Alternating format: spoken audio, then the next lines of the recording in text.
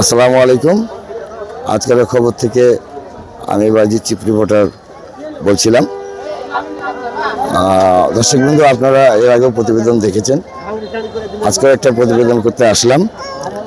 জরুরিভাবে ডাক দেওয়া হয়েছে রোগীর স্বজনরা।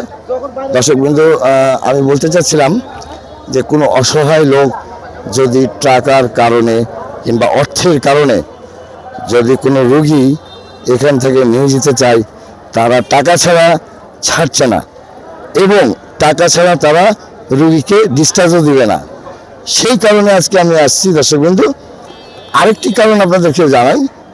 আজকে চলমান 7 দিন হয়ে গেল একটা একটা অসুখ কিংবা ভাইরাস বাড়িয়েছে, যার কারণে ছোট বাচ্চারা বেশি আক্রান্ত হচ্ছে। এগুলো বড় মানুষদের জন্য না, ছোট মানুষদের জন্য বেশি আক্রান্ত হচ্ছে। সেই কারণে আপনাদের উদ্দেশ্যে বলতে চাই, দর্শকবৃন্দ, আপনারা একটু সতর্ক থাকবেন। সরকারি হসপিটাল একটা ব্যবসায়ী পরিচয় হয়ে এসেছে, ব্যবসায়িক। এখানে দালালে ভরপুর। এখানে হসপিটালের যেগুলো গাড়ি আছে সেইগুলো গাড়ি পর্যন্ত বন্ধ হয়েছে অ্যাম্বুলেন্সে, এবং সেই অ্যাম্বুলেন্সকে যদি ফোন দেওয়া হয় তড়িৎ গতিতে রুগী আনার যাওয়ার জন্য, কিন্তু তারা ফোনটা ব্যস্ত করে রাখে। কেন রাখে, কি কারণে রাখে, দর্শকবৃন্দু আপনারা ভালো মতো জানেন। আমি আজকের সংবাদ থেকে চিফ রিপোর্টার বাজিদ বোস্তামি বলছিলাম, একটু সঙ্গে থাকবেন, আমার সঙ্গে থাকবেন। আমি আপডেট নিউজ দিতে থাকবো আপনাদেরকে। ধন্যবাদ।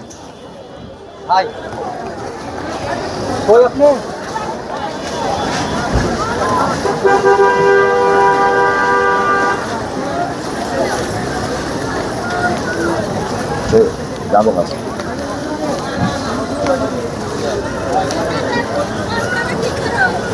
বাবা, ছেড়ে দেন, আপনি যাবে না।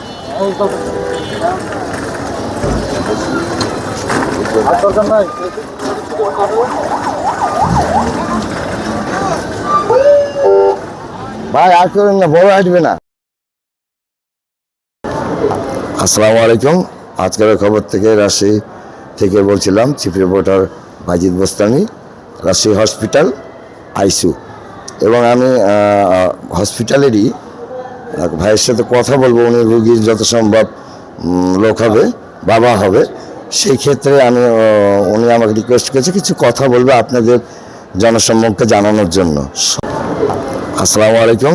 আজকের খবর থেকে রাজশাহী থেকে বলছিলাম, চিফ রিপোর্টার বাজিদ বোস্তামি, রাজশাহী হসপিটাল আইসিইউ।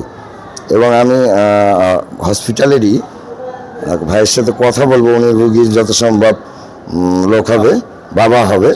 সেই ক্ষেত্রে উনি আমাকে রিকোয়েস্ট করেছে কিছু কথা বলবে আপনাদের জনসম্মুখে জানানোর জন্য। আসসালামু আলাইকুম।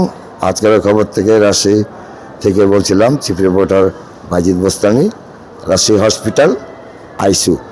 এবং আমি হসপিটালেরই এক ভাইয়ের সাথে কথা বলবো। উনি রুগীর যত সম্ভব লোক হবে, বাবা হবে।